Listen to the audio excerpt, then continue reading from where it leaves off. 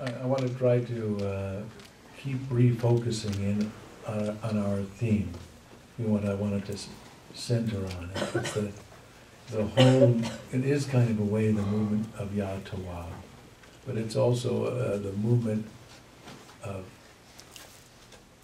realizing that we feel that if the world would just now change to what we wished, we would be happy.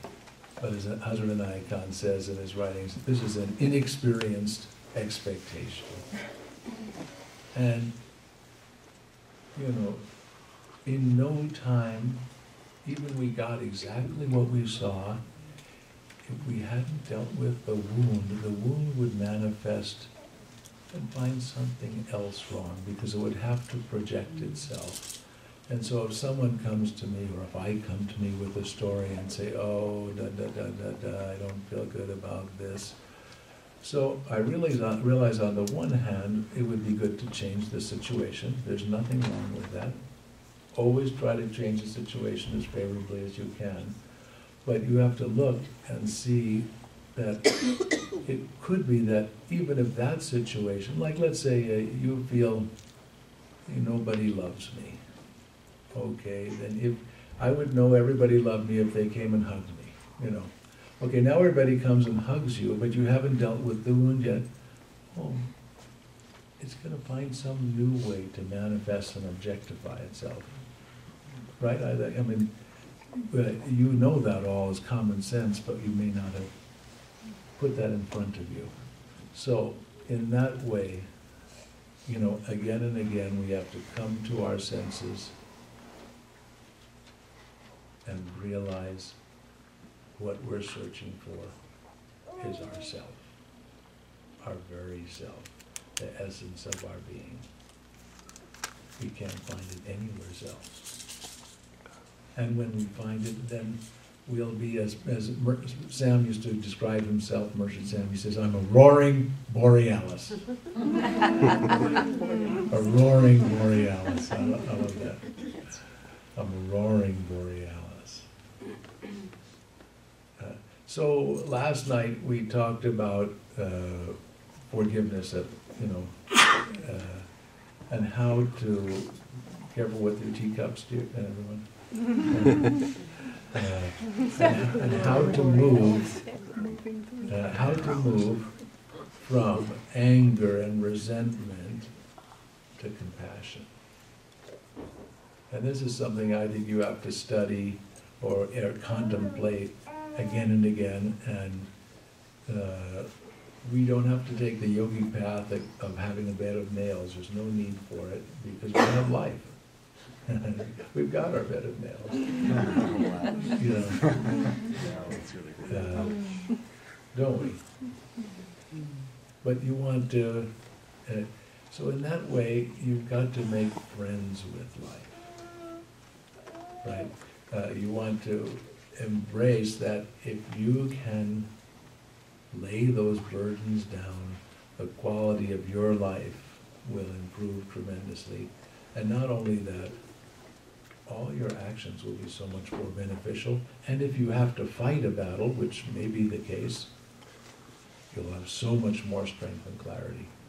You know, whatever battle you have to fight. So it's not about, we're not talking about outer action, we're talking about the inner space, right? And like we did the progression of these 4 wazifas, we have to be honest with ourselves. And our first task is to get in touch with our feelings. Not necessarily easy, but again, life will show them to you. And so that's why I'm saying, when unpleasant experiences arise, start to train yourself in looking for your own wounding. Whatever it is, from the most mundane all the way up, it has to do with your own wounding. Now, I'm not talking about, some major catastrophe. One doesn't have to go, it's there too, but, there I want you to just protect yourself as best you can. But I'm talking about your everyday life. You know, how do you feel when you get up in the morning? What's your first thought and your next thought? And how do you feel about going to work, or what you don't have in your life, or you wake up feeling grateful and joyful, or so then you don't have to think, oh, now I'm going to just replace this sorrow that I'm feeling with joy. There's nothing wrong with that positive view, but there's something also more powerful. Okay, let me get in touch with my sadness, my sense of lack of worth, sense of shame, and make friends with it, invite it out to tea, find it in your body. Yes, dear. Could you speak a little bit to what does it actually look like to make friends with it? So if I'm sitting there and I'm becoming aware of maybe I have a wound that's causing me to now act in a certain not so Okay, so helpful make up a wound you might have. And I will say, my mother didn't, spend time with me, so now I feel, Okay. a drive to do something. Right. Okay, so it's very natural that your mother not spending time with you as a child will be interpreted as you not having any value, right? That would be normal, for each of us. Because if you had value, she would have spent time with you. Now, it may turn out that it even had nothing to do with you. Had to do with either her own confusions and so on, or it had to do with life's demands, But either way, no matter what it was on her part, skillful or unskillful, as a child, you feel like there must be something wrong with me. Okay, so you're in touch with that one. Now and you could do this with the help of a friend or a counselor or by yourself. I try to, let me say a few more things. In order to do this, you need strength. And, in some of our retreats together, we've spent time on learning to breathe in rhythm, meditation practice, and strength practices. So, when Merchant Sam approaches this subject, he says, I want you to compare. He says, try to solve a problem. And he says, now compare that to this. For 5 minutes, watch your breath, doing toward the one. In other words, get some balance and strength, and now try to solve the problem. So, I think there's some wisdom in approaching these issues when you have some balance. We have two avenues. One is strength building or positivity, and the other is this introspective. If you weigh too heavily on the process side, you could drown pretty easily. It's like, I can't breathe anymore. Gotta come up for air. Very common in Boulder. You're so close to the ocean. We're just big processor place. Good.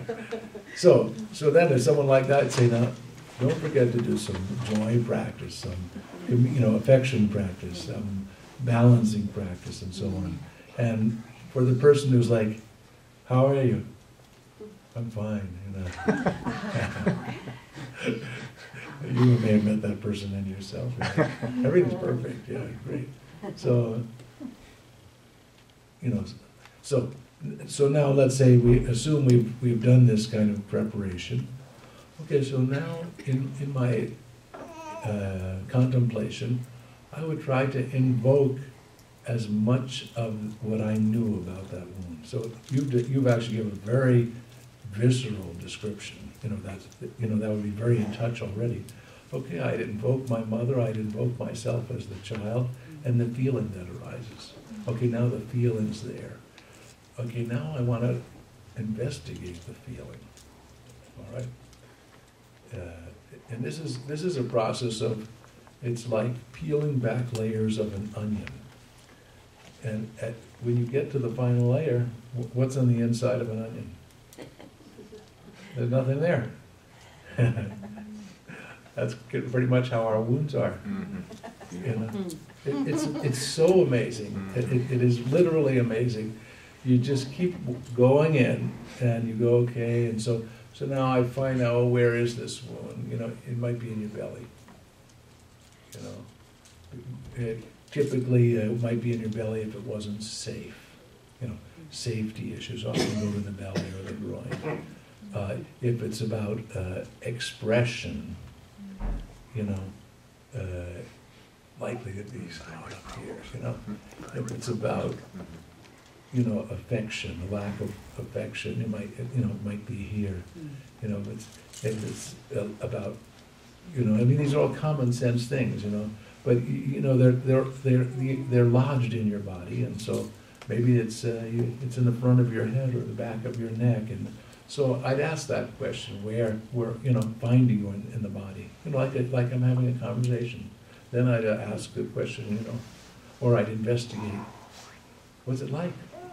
Let me just finish the sentence, and I'll ask. I'll listen to the question. I'd ask, you know, is it cold? You know, sometimes a wound, it just, you feel can't get any warmth, or it's very dry, like a desert, no moisture, or it's clammy, or it's moldy, or it's, you know, tarry, sticky, you know.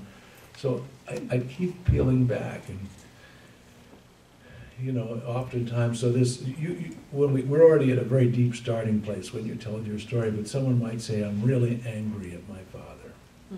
You know, and I'd say, okay, get into the anger. Okay, we peel back, what's below the anger, you know? And pretty usually at the bottom of it is, I'm just so unworthy. Because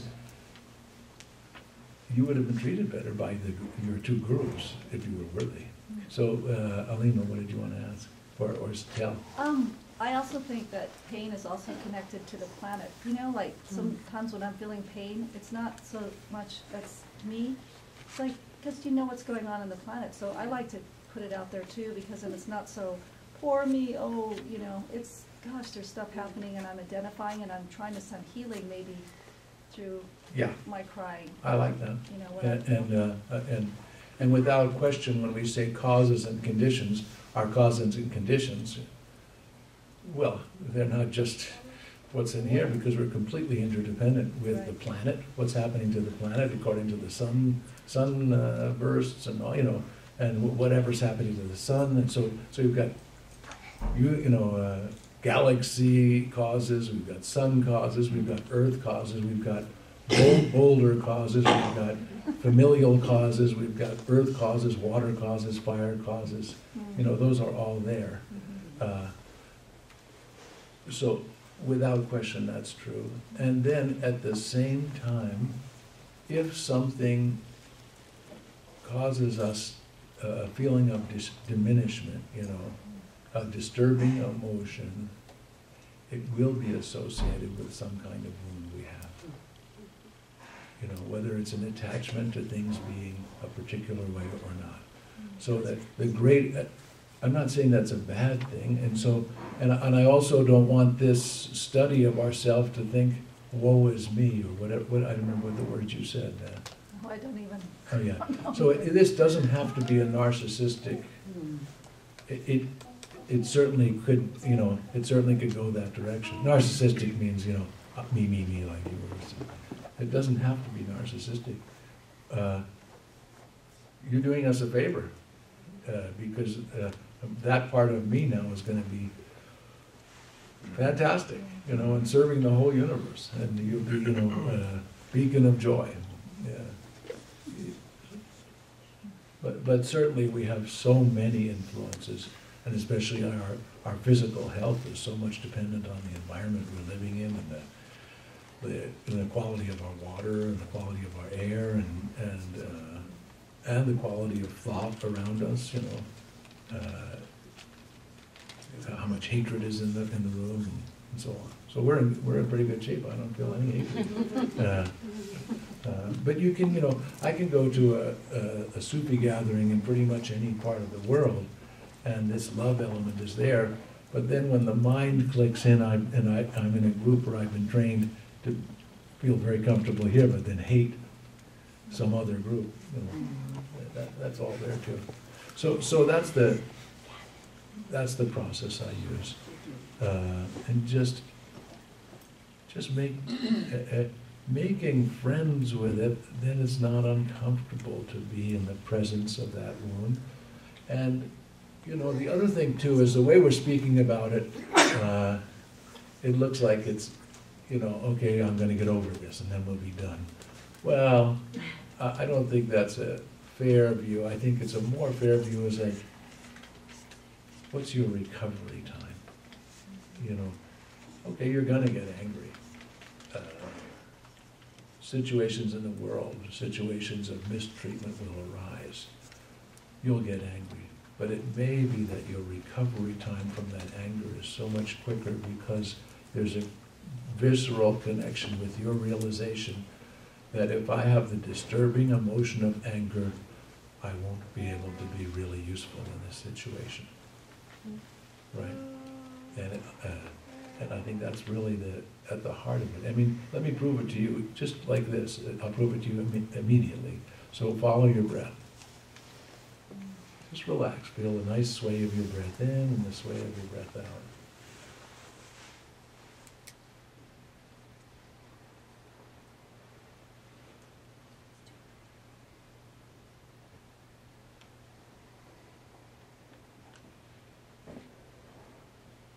All right, now the Republicans want to repeal health care, and they're pissed off at it.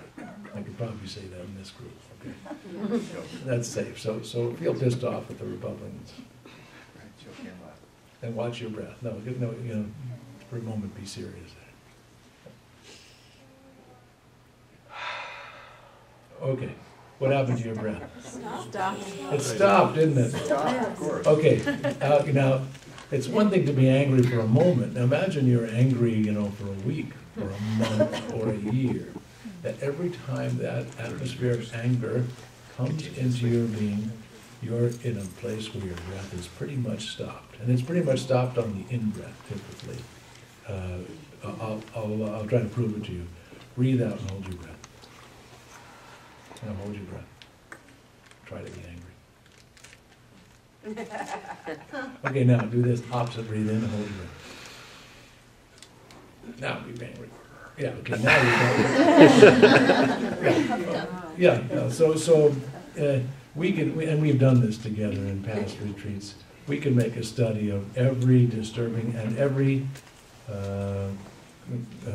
constructive emotion, if we want to call them that, and we'll find either the destructive or constructive effect on the breath and the richness of it. So, have the same opinions about go back to your breath.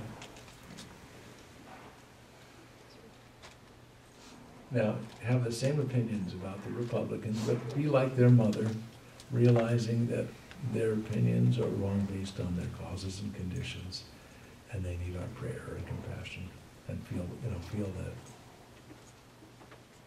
Pray for, pick somebody, Boner. What was it? Huh? What's his name? Boehner. Sorry.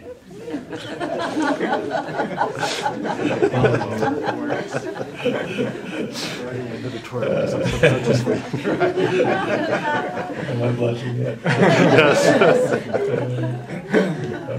Okay, come on, that ruined the example.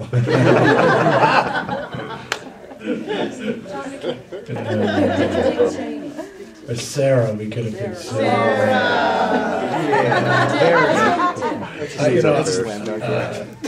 My first teacher on this path was Baba Ramdas before I met Merchant Sam. And so recently I was in Maui, at one of our Maui camps, and afterwards I went over to his house to visit him.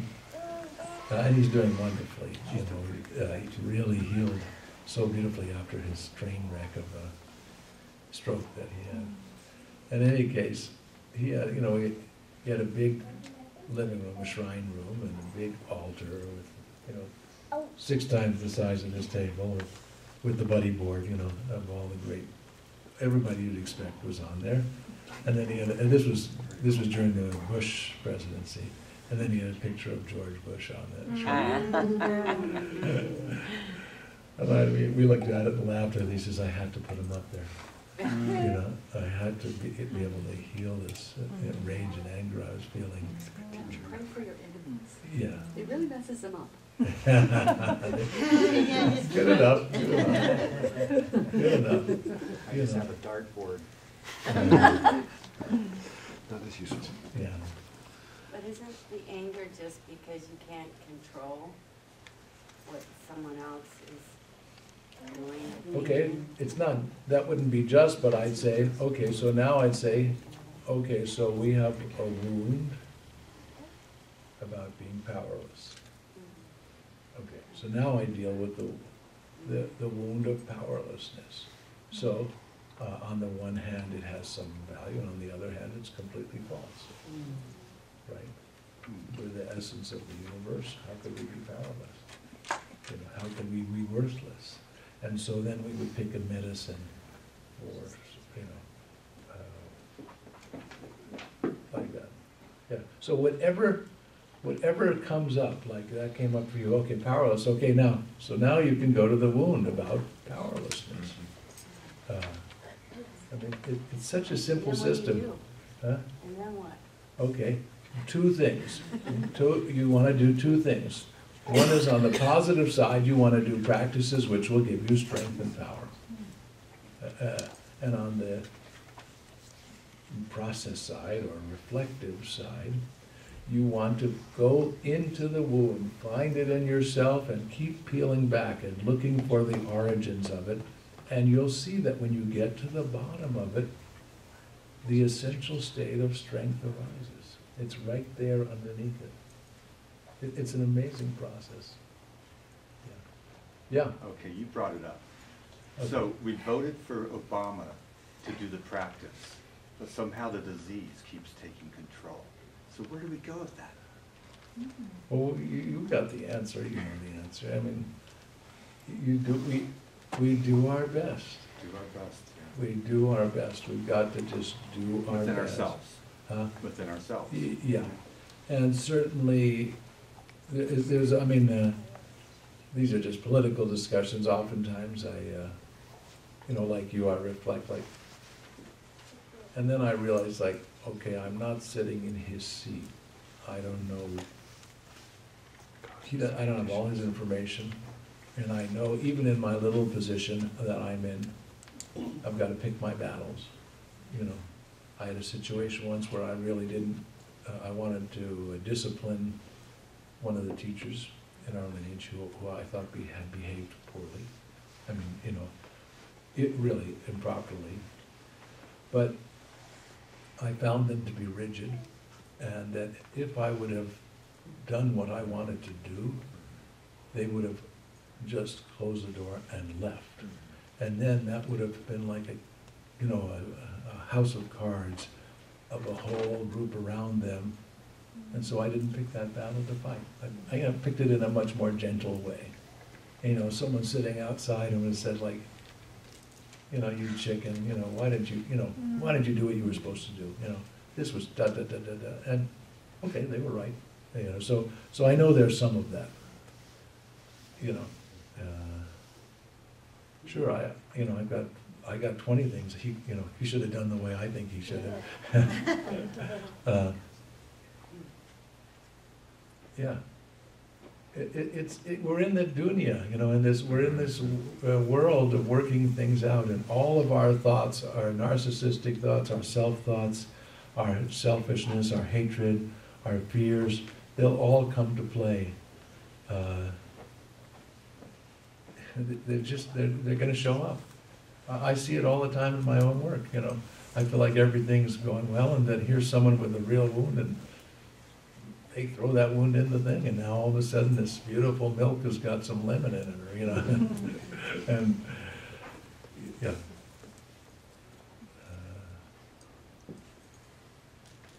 So let's do this.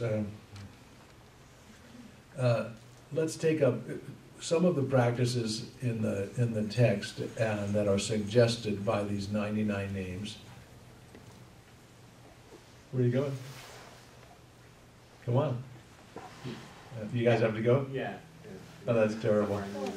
We'll be back later. Okay. Okay, good. We love you. Sorry. Thank you. I won't say anything good. Well, then we're leaving. Oh yeah, we can talk about that.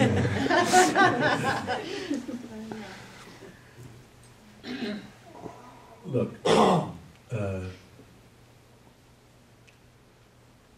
here's Kabir, a story about, no, not Kabir, Guru Nanak. Guru Nanak, as the story goes. And he's sitting back and his legs are pointed out like heels are. And out, we hear the Allahu Akbar, Allahu Akbar, call to prayer. So all the practitioners get up and they, start going toward either they line up for prayer toward Mecca or they go to the local masjid, to the local mosque to pray. It's a lovely practice. But Guru Nanak, he stays like that. He's got his legs pointed out. And, they're pointing toward Mecca.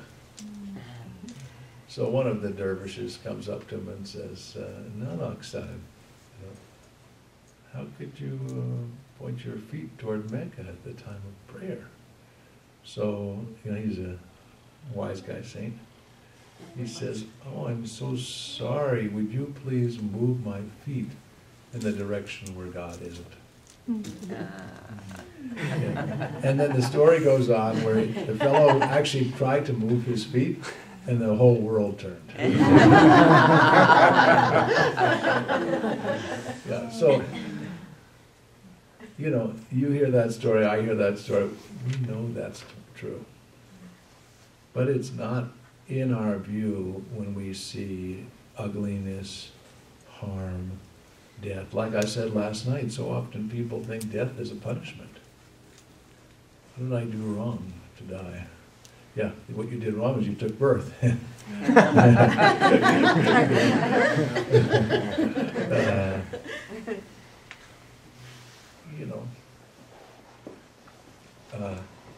I'm working with this wound I'm carrying. Hopefully it'll be taken out on Wednesday. And I might ask myself, okay, well, what are the causes and conditions? What, small mind may have produced it? I don't know. In this case, I don't know. But I do know that I can make it my teacher right now, and whatever feelings arise out of it, whatever experiences arise, try to keep my breath flowing, make friends with it, and how are you today, and so forth. So I know we can do that. Back to Nanak. So we intuitively know the altar, even though we make an altar here, it looks beautiful and it makes us feel nice. But the biggest view, the widest view, is everywhere as you turn, you see the face of God. And that takes practice. And usually it takes practice through beauty, because beauty inspires in us the feeling of sacredness.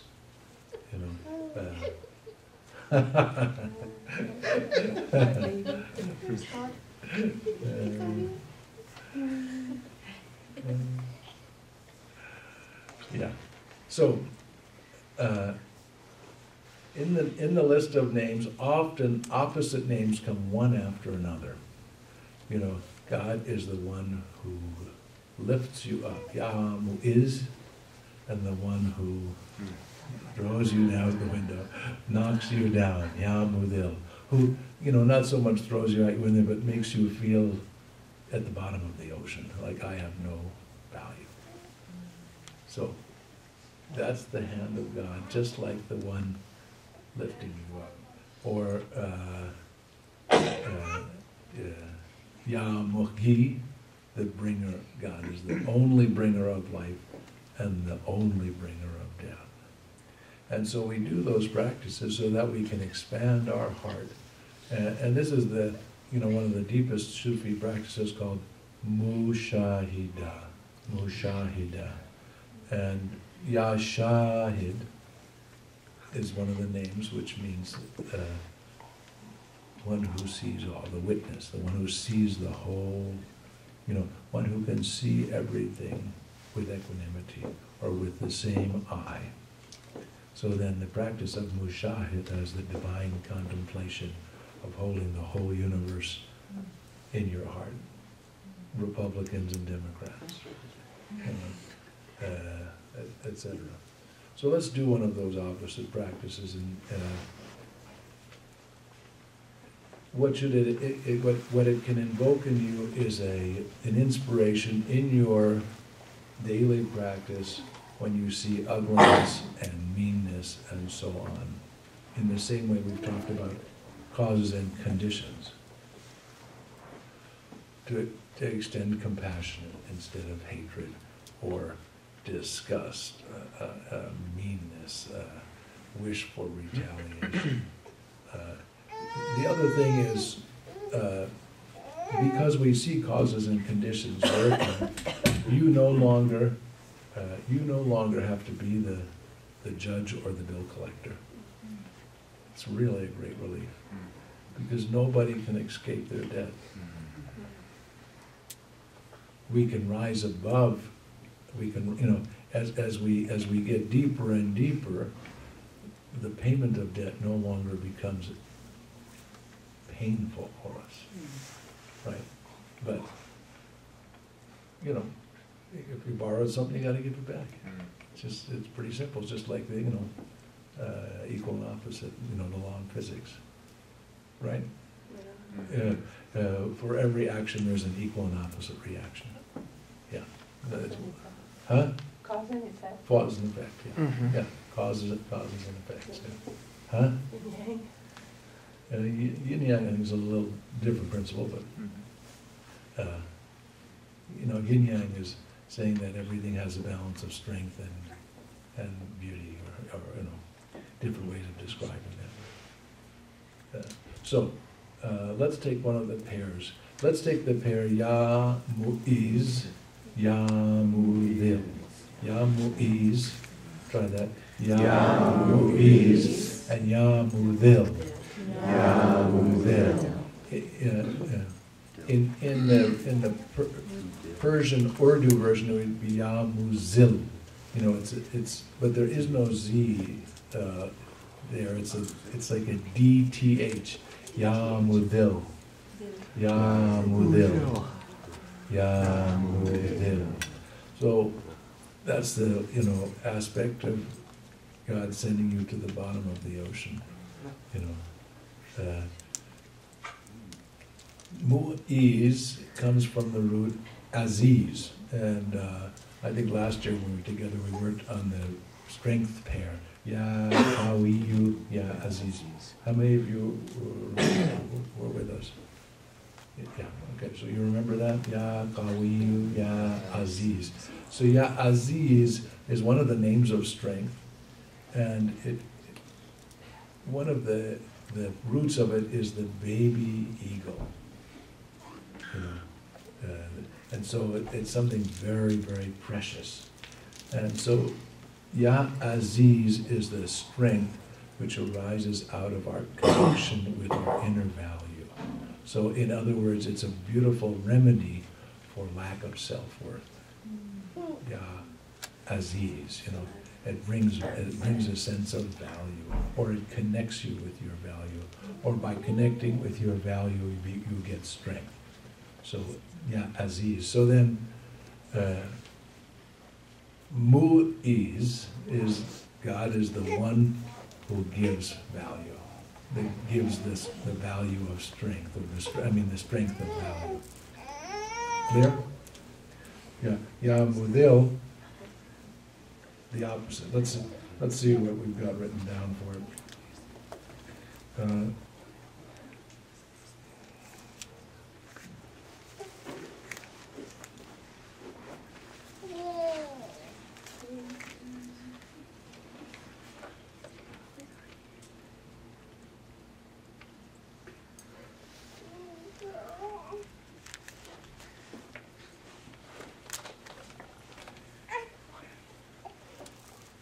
Someone almost bought this book last night and took it with them. No,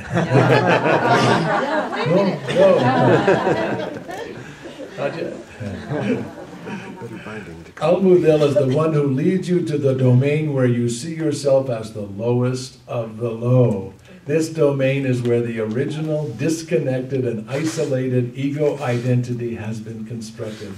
Al-Mudil's root means to seek or yearn for the object of a long-cherished wish. This divine quality empowers you to face your lower self, to bow low before God, and to engage the lowest regions of the self. Until you reach this place, you cannot begin to dissolve the false self. Al-Mudil brings us, willingly or not, to our knees with our head on the ground.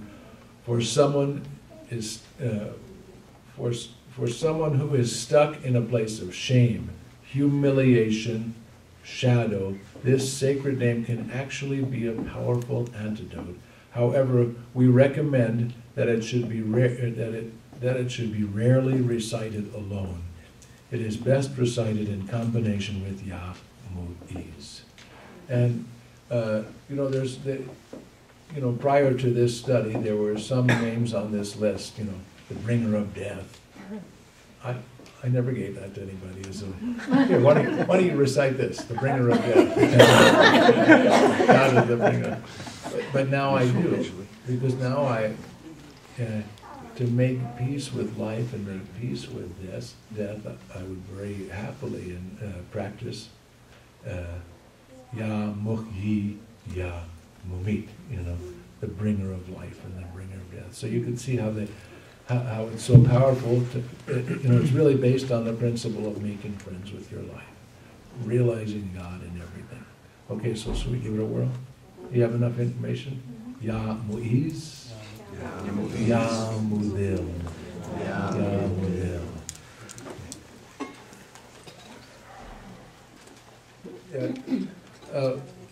One thing in our study too we found is that there was always a third name in the triangle, which was the solution of both. I think in this case it was Ya Aziz. In the case of the bringer of life and the bringer of death, Ya Muhyi and Ya Mumit, it was the name Ya Hayy, which is ever living, not based on, has nothing to do with birth and death, ever living, right? So, but I've never found it an advantage to right away go to the solution, Yes, dear. I was talking to a counselor once and telling her how easy it was for me to forgive people and be a Gemini and see both sides and blah, blah, blah. And she stopped me and said, that's spiritual bypass. You didn't feel your feelings. Yeah. It's pretty easy to do spiritual bypass, or whatever you want to call it. I'm not thinking on that exact one myself.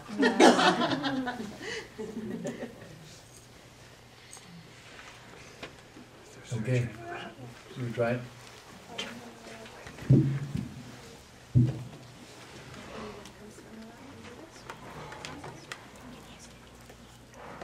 Here we go.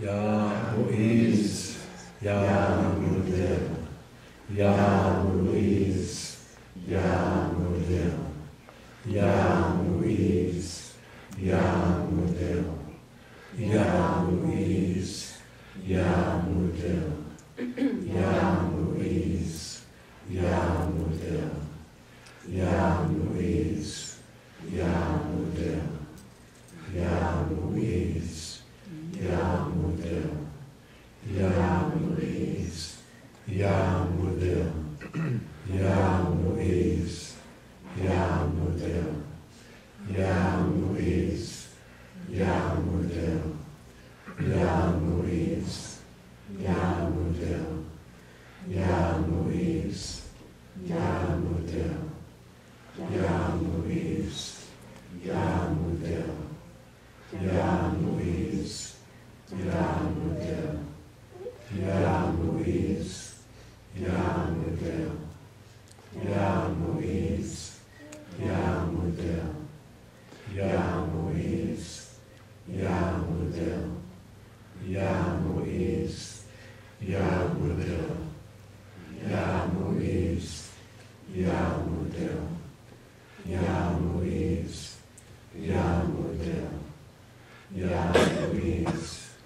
Yamudel, Yamuiz, Yamudel, Yamuiz, Yamudel, Yamuiz, Yamudel, Yamuiz, Yamudel, Yamuiz, Yamudel, Yamuiz, Yamudel, Yamuiz, Yamudel, Yamuiz, Yamudel, Yamuiz, Yamudel, Yamuiz, Yamudel, Yamuiz, Yamudel, Yamuiz, Yamudel.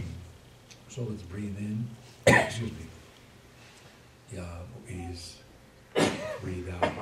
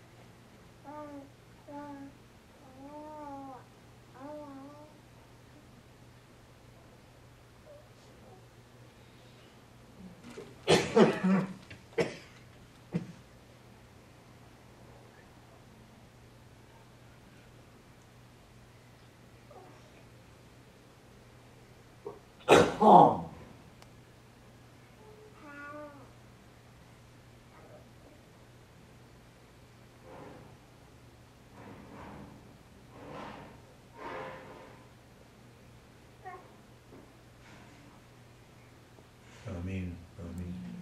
Very good. Any questions on it? Yes? Blessed. When you're putting two of the names together, does it matter which one goes first, which one you say first? Or how, and if so, how do you Yeah, how do you decide choose? which one? It's a great question, and, you know, sure, everything will matter. You know, everything makes a difference. So you could do it, might be nicer to do Yamudilu, Yamuiz. So you end up being honored. And you know, yeah. And also in respect to where it goes on the breath, I tried to, those are also arbitrary and they'll work either way, but I would always accent when there's going toward the infinite, I would breathe out. When it's going toward the manifest, I would breathe in. In this case, Mudil will more than likely empty you of the thought of self, right? So, which is helped by breathing out, the emptying out. And Ya'mu'iz, you know, giving you value. Out of value comes strength and beneficence. So, to breathe in with that. So that was the way I chose it. So just to make sure I get this right, when it's toward the infinite, you breathe out. Yeah. So if I would go Ya Kudus, emptying out. Ya Jamia, breathing in. Ya Nur, Ya Jabbar. But it could go either, you know, you could easily breathe in Ya Nur and breathe out Ya Jabbar. It's not like, it'd be different, but it wouldn't be bad. Yes, Rashmi? And we can also do what makes sense to us, because yesterday you talked about the via positiva and the via negativa, so breathing in would be the via positiva, and breathing out, maybe getting rid of Right, letting go. stuff that we don't need or Yes, letting correct. go could be breathing out. Yes, I think that's a good guide. Very good. Yeah. So then, this practice, Louise and Modell, seems like a good practice for when you're beating yourself up. I would think so, yeah. Yeah. Oh, okay, I'm the only one that does that. It's just for you. I don't think you're so special. That's right. You hear what he said? Look who thinks she's special. That's. Okay, you can do it too. Don't you know that story with the rabbi and the cantor and the sweeper? Oh, yeah. Yeah, you don't know this? I'll tell it quickly. You know, the rabbi and the cantor getting ready for the High Holy Day services, and they're and Shlomi, he's the sweeper. You know, he's the guy who's cleaning up, and he's cleaning up while they're up on the stage, and the rabbi goes before the ark, and he goes, "Oh God, you are everything, and I am nothing." And Shlomi's watching this. He's so moved by the rabbi's devotion. And then the cantor takes his turn, you know. "Oh God, you are everything, and I am nothing." You know, Shlomi again, very inspired. And then the rabbi, the cantor, they go up to the side, and Shlomi thinks, "This is my chance. I'm going to do that practice." And he goes up to the ark. He's praying, "Oh God, you are everything, and I am nothing."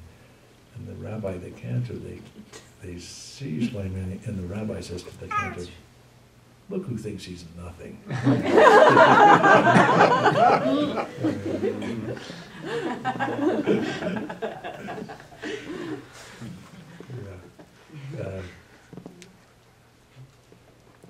All of this aside, the realization that being beneficent will give you so much more joy than being critical. You know, it's so simple. If I get on the line, you know, waiting for to get on the plane, you know, I get on the security line, or this line, or any line you get on. I don't know about you, but I'll do a few things. I'll survey who's on the line, and I'll survey who's serving the line. You know, seems natural. It's an efficient method. You know, I'm a kind of Virgo efficient, and so there I am surveying. And okay, now I see the person in front of me. They're not a real wise traveler. They don't know what to do. They're futzing around. They're not prepared. They got the liquid in the jar. You know, blah blah blah. You know. Oh no! You know, and I'm thinking kind of like, how did I end up behind this person? You know, a bad choice. You know, behind this person, they just don't know. You know, they're just not very intelligent. They're not prepared. They're blah blah blah. Whatever. Yeah, blah blah blah. And then also I'm looking at the, you know, the security guys, you know, or women, either way. You know, they're not together. They want to take a break. They didn't have a good time. You know, blah blah blah. So, but then I realized I was in a good mood. Now I'm not in such a good mood because I've been very critical. My breath is critical. So now I think, okay, the guy or the woman in front of me, it's true.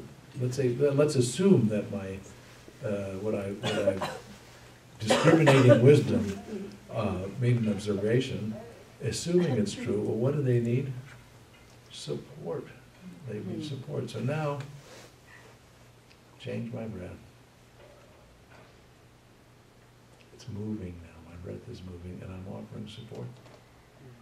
Take your time. Da, da, da, da, da, you know, let me help you here, or just make an atmosphere. Hey, now they're getting better at it. Typically, not always. You know, typically, because the atmosphere is better. So forgiveness, you know, letting down your disturbing emotions, it's a gift to a perpetrator. It doesn't mean the perpetrator will change, but it is a gift because it creates an atmosphere. You want to change how you feel? be beneficent wherever you go. You know, even to Sarah. Go ahead, Cal. One of my teachers says that there's nothing except love and the call for love. Yeah. Yeah. Yeah. So let's, we haven't, you know, last time I think we took a whole bunch of love names. I'm pretty sure we worked with Ya Ra'uf, Ya Rahim when I was here. Yep. Yeah. And that's just to remind you, a beautiful practice to do. We need to find ways to feel the embrace of love and beauty. And that's why we often go into nature or into beautiful places, because you've got to be in a pretty bad mood. You know, if you're looking at, you know, beautiful flowers or running water or snow or, you know. Oh, the mountains are sacred ground. I Yeah. mean, the high peaks are just totally sacred. I mean, they're covered in white most of the year. Yeah, yeah, you know? yeah. But if you're in a bad mood, they may help. See 'em. But it is it's good to have strategies, you know, to deal with your. So, did we do Ya Malik al-Mulk? I think we didn't do that. So this is a beautiful practice to do it because it's very strong, and you know, Ya Malik. We often call it Ya Malik. When we did it with Merchant Sam, it was Ya Malik. So that version of the pronunciation has baraka in it, and I don't discourage you from it, but the more correct Arabic pronunciation is Ya Malik. And it's, you know, in Hebrew it's Ya Melech, king, or you know, majesty. And so, on the one hand, that gives you the sense of strength and confidence, you know, embodiment. But one of the most beautiful roots that we found for Ya Malik is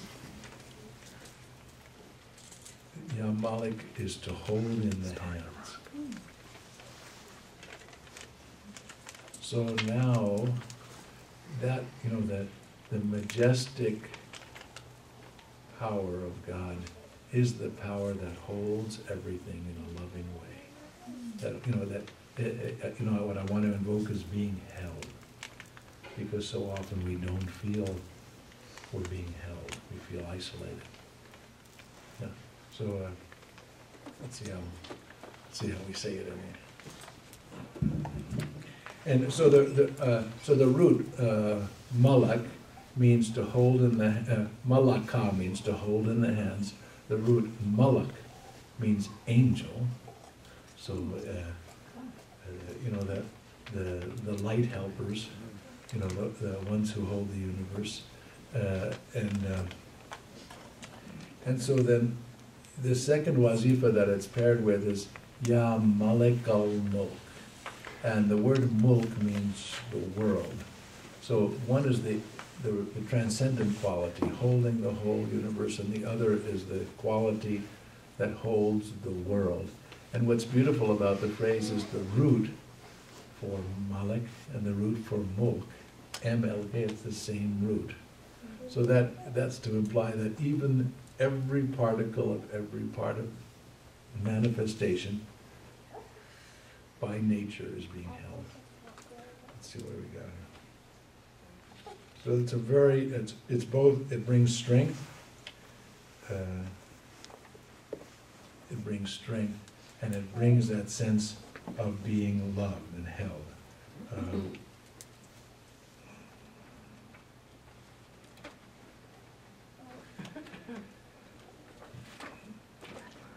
The quality of Al-Malik is to hold everything in the universe in the hands of the one and only being.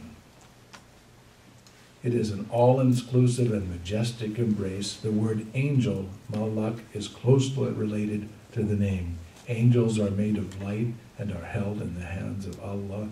The light of Al-Malik holds the inner essence of each and everything. Everything's essence never leaves the majestic embrace and never returns because it is permanently rooted in it. Yamalek, thus experienced as holding everything's essence in the inner world, is usually paired in repetition with Yamalek al-Mulk, the majestic force that holds all outer forms.